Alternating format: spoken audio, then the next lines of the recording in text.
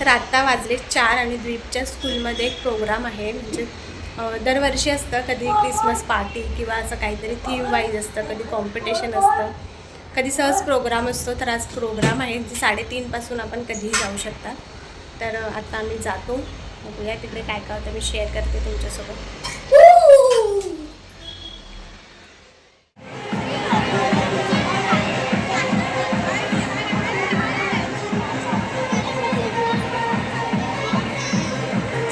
स्कूलमध्ये कोणताही प्रोग्राम असू दे तर मुलांना आनंद हा होतोच. तसं द्वीपसुद्धा खूप खुश होता.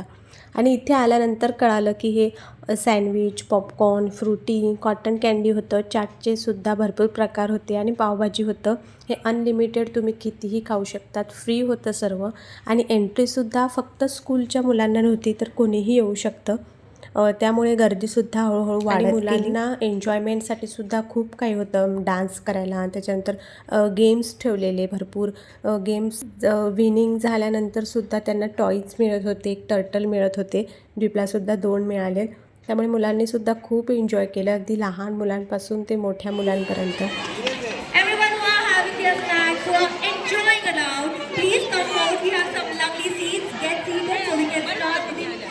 Fun activity for today. Yes. So yes, stand alone and wicket. Jump and wicket. Jump and wicket. Okay. So मैं जब बोलूँगी jump, jump, jump, and who wants to join it, come forward. आ जाओ, जल्दी आ जाओ. Yes.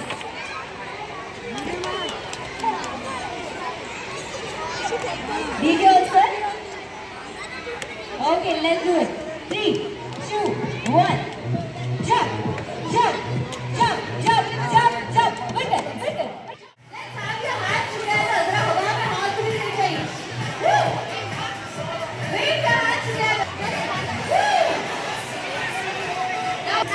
Now jump with one hand together. पहले एक right hand रखना है, फिर left hand.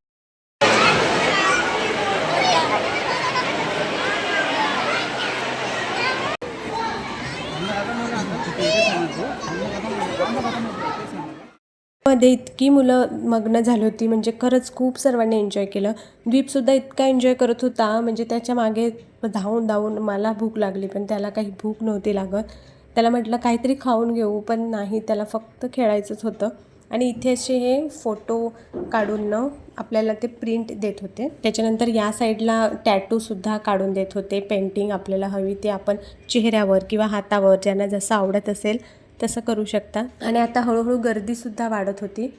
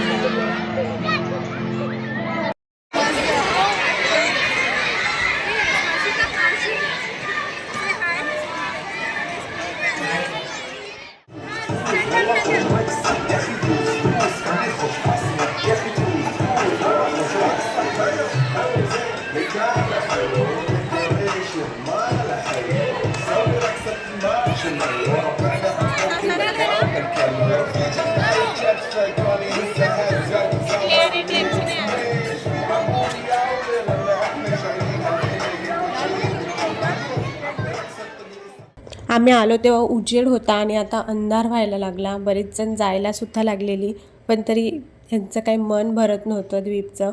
आता रात्रसुद्धा लवकर होते, त्यामुळे अंधार झाला. आणि हे 8:30 वाजेपर्यंत काहीतरी होतं. आता मी थोड्या वेळाने जाऊ.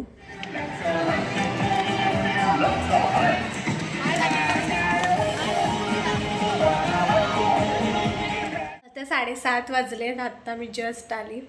द्वीपला इतकं खेळायचं होतं की तो यायलाच रेडी नव्हता. मला तर जेवणसुद्धा बनवायचं. Hello, good morning. आज द्वीपच्या स्कूलमध्ये स्पोर्ट्स आहेत आणि त्यामुळे आम्ही आता आलेले आहे स्कूलमध्ये. You know what, Miss Zinal? I can't wait to kick off these races.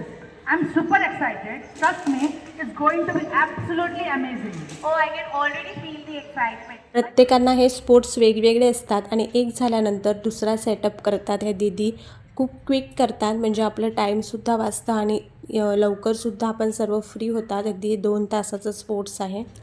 ट्यूबच्या स्कूलमध्ये एक गोष्ट मला खूप आवडते, ती म्हणजे की मुलांमध्ये कॉम्पिटिशन नसते. सध्या मुलं लहान आहेत, सर्व मुलं समान आहेत आणि त्यांचे गेमसुद्धा असे असतात की त्यातून काहीतरी ते शिकतील असं स्पोर्ट्समध्ये ठेवतात ते. आणि कॉम्पिटिशन यासाठी नाही, कारण की मुलं आता लहान आहेत. आत्तापासून त्यांना जज करणं हे खूप चुकीचं आहे, कारण की मुलं हरतात, मग त्यांच्या मनामध्ये तेच राहतं. ते कुठेतरी डिमोटिवेटेड होतात. काही मुलं तर रडतातसुद्धा. तर आत्तापासून मुलांना कॉम्पिटिशन नको असं त्यांचं म्हणणं आहे. प्रत्येक मुलाला संधी मिळते, प्रत्येक मुलगा सहभागी होऊ शकतो. तर खरंच ही गोष्ट मला खूप आवडते, कारण की आज कधी-कधी काही मुलं स्टेजवर जातात आणि परफॉर्म नाही करत, डान्स नाही करत, ते फक्त उभे राहतात. पण असं नाही की तो पुढे जाऊन डान्स नाही करू शकत, तो पुढे जाऊन डान्सरसुद्धा बनू शकतो. स्टेजवर जाणं किंवा तिथपर्यंत उभं राहणं ही सुद्धा खूप मोठी गोष्ट आहे. आणि हा गेम, हे जे काही टास्क आहे हे कंप्लीट करणं हे सुद्धा खूप महत्त्वाचं आहे आणि ते मुलं एन्जॉयसुद्धा करतात. तर इथे स्पोर्ट्स झाल्यानंतर प्रत्येकाला 10 मुलं किंवा जितकी मुलं असतील तितक्यांचे स्पोर्ट्स कंप्लीट झालं की लगेचच त्यांना लाईनमध्ये उभे करून त्यांचे फोटो काढतात आणि प्रत्येकाला सर्टिफिकेट आणि मेडल देतात. Scores over 35.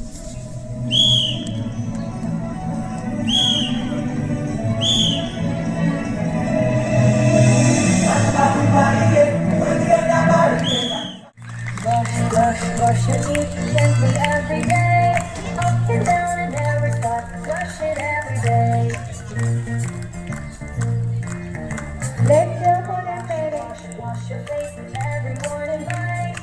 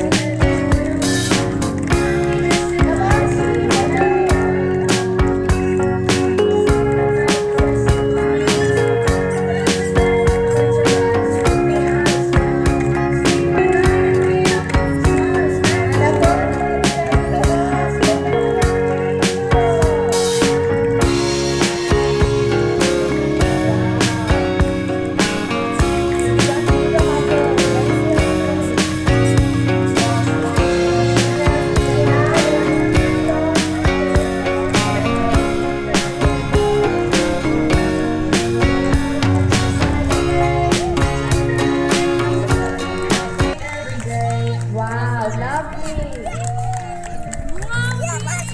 So the first time